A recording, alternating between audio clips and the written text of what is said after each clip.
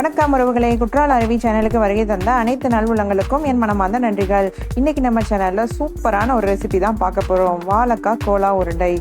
2 வாழைக்காய் இருக்கா, உடனே இந்த டிஷ்ஷை செஞ்சு பாருங்க. இதுக்கு தேவையான பொருட்கள்: 2 வாழைக்காய் எடுத்து வச்சுருக்கிறேன், சின்ன வெங்காயம் கொஞ்சம் உரித்து வச்சுருக்கிறேன், ஒரு பச்சை மிளகா, கொஞ்சமாக தேங்காய், கொத்தமல்லி புதினா ஒரு கை எடுத்திருக்கேன், சின்ன துண்டு இஞ்சி பூண்டு, ஒரு துண்டு பட்டை, 1 ஸ்பூன் பெருஞ்சீரகம், 1 ஸ்பூன் கசகசா, 3 கிராம்பு, 1 டேபிள் ஸ்பூன் பொரிகடலை சேர்த்துக்கிறேன். இப்போ ஸ்டவ் ஆன் பண்ணி ஒரு பேன் வச்சுக்கலாம். பேன் ஹீட் ஆனதும் கொஞ்சமாக ஆயில் சேர்த்துக்கலாம்.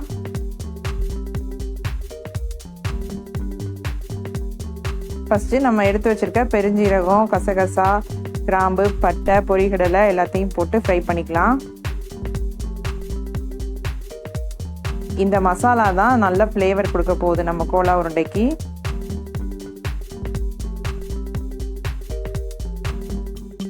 இது நல்லா வறுத்ததுக்கப்புறம் இஞ்சி பூண்டு சேர்த்து வதக்கிக்கலாம்.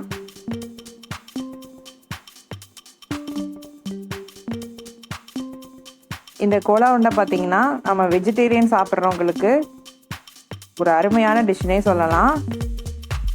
நான்வெஜ் சாப்பிட்றவங்ககிட்ட இந்த கோலா உருண்டையை கொடுத்து பார்த்திங்கன்னா கண்டிப்பாக நம்பவே மாட்டாங்க இது ஒரு வெஜிடபிளில் செஞ்சதுன்னு. அந்த அளவுக்கு டேஸ்ட்டாக இருக்கும். இப்போ ஒரு பச்சை மிளகா சேர்த்து ஃப்ரை பண்ணிகிட்ருக்கேன். இப்போ நம்ம எடுத்து வச்சுருக்க சின்ன வெங்காயத்தை சேர்த்துக்கலாம். இந்த கோலா உருண்டைக்கு சின்ன வெங்காயம் சேர்த்து செஞ்சால் தான் நல்லா டேஸ்ட்டு கிடைக்கும். சின்ன வெங்காயம் ஓரளவு நல்லா வதங்கணும். இப்போது கடைசியாக கொத்தமல்லி புதினா தேங்காய் சேர்த்து எல்லாத்தையும் நல்லா வதக்கிக்கலாம். கொத்தமல்லி புதினா கண்டிப்பாக சேர்க்கணும், அப்போ தான் நல்லா ஃப்ளேவர் கிடைக்கும். கடைசியாக 1 ஸ்பூன் கரம் மசாலா சேர்த்துக்கிறேன். இப்போ எல்லாத்தையும் நல்லா கலந்து விட்டுட்டு ஸ்டவ் ஆஃப் பண்ணிவிட்டு இது நல்லா ஆறுனதும் ஒரு மிக்ஸி ஜாரில் போட்டு ரொம்ப பேஸ்ட்டாக அரைக்காமல் கொஞ்சம் கொரகொரப்பாக அரைச்சி எடுத்துகிட்டு வந்துக்கணும். தண்ணி எதுவுமே சேர்க்கக்கூடாது. இந்த மாதிரி அரைச்சிக்கணும். இப்போது நான் வாழைக்காயை வேக வச்சு தோல் உரித்து எடுத்துகிட்டு வந்துட்டேன். இதை ஒரு புட்டு தேப்பில் வச்சு தேய்ச்சும் யூஸ் பண்ணலாம், அப்படி இல்லைன்னா நல்லா மேஷ் பண்ணி யூஸ் பண்ணலாம். நான் மிக்ஸி ஜாரில் போட்டு பல்ஸ் மோடில் வச்சு எடுத்திருக்கேன். அப்போ தான் கட்டி இல்லாமல் கிடைக்கும், அதனால தான். இப்போ இது எல்லாத்தையும் நல்லா மிக்ஸ் பண்ணிக்கலாம்.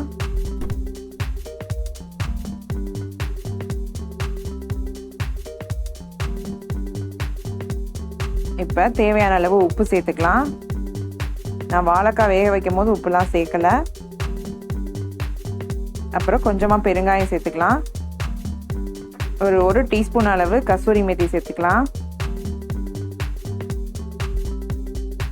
கடைசியாக 1 ஸ்பூன் பொரிகடலை பவுடர் சேர்த்துக்கிறேன். நம்ம ஏற்கனவே பொரிகடலை சேர்த்து வதக்கி அரைச்சிருக்கோம். இருந்தாலும் இந்த மாவு சேர்த்தோம்னா நல்லா கொஞ்சம் கிறிஸ்பியாக கிடைக்கும். இப்போ எல்லாத்தையும் சேர்த்து நல்லா மிக்ஸ் பண்ணிக்கலாம்.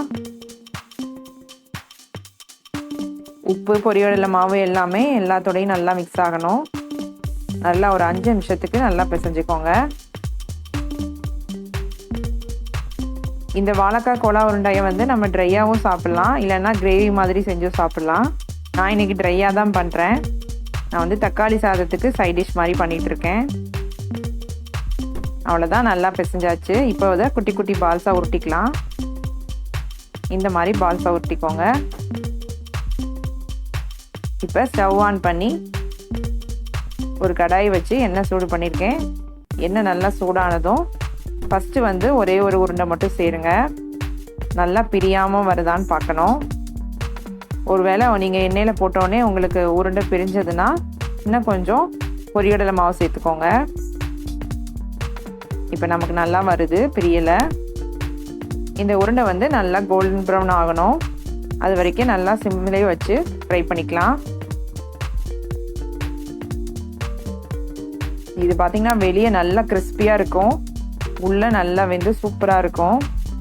இப்போ இதே மாதிரி நம்ம எல்லா பாலையும் சேர்த்து ஃப்ரை பண்ணி எடுத்துக்கலாம். 2 வாழைக்காய் இருந்தால் போதும், நம்ம சட்டுன்னு இதை செஞ்சிடலாம். வாழைக்காயில் வந்து பொரியல், கூட்டு, வறுவல்னு சாப்பிட்டு போர் அடிச்சிச்சுன்னா இந்த மாதிரி ஒரு தடவை செஞ்சு பாருங்கள். அப்புறம் அடிக்கடி செய்ய ஆரம்பிச்சிருவீங்க. அவ்வளோ டேஸ்ட்டாக இருக்கும். இதே மாதிரி எல்லாத்தையுமே ஃப்ரை பண்ணி எடுத்துக்கலாம்.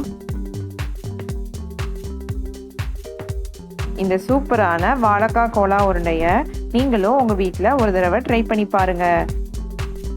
இந்த வீடியோ உங்களுக்கு பிடிச்சிருந்ததுன்னா லைக் பண்ணுங்கள், ஷேர் பண்ணுங்கள், சப்ஸ்கிரைப் பண்ணுங்கள். நன்றி, வணக்கம்.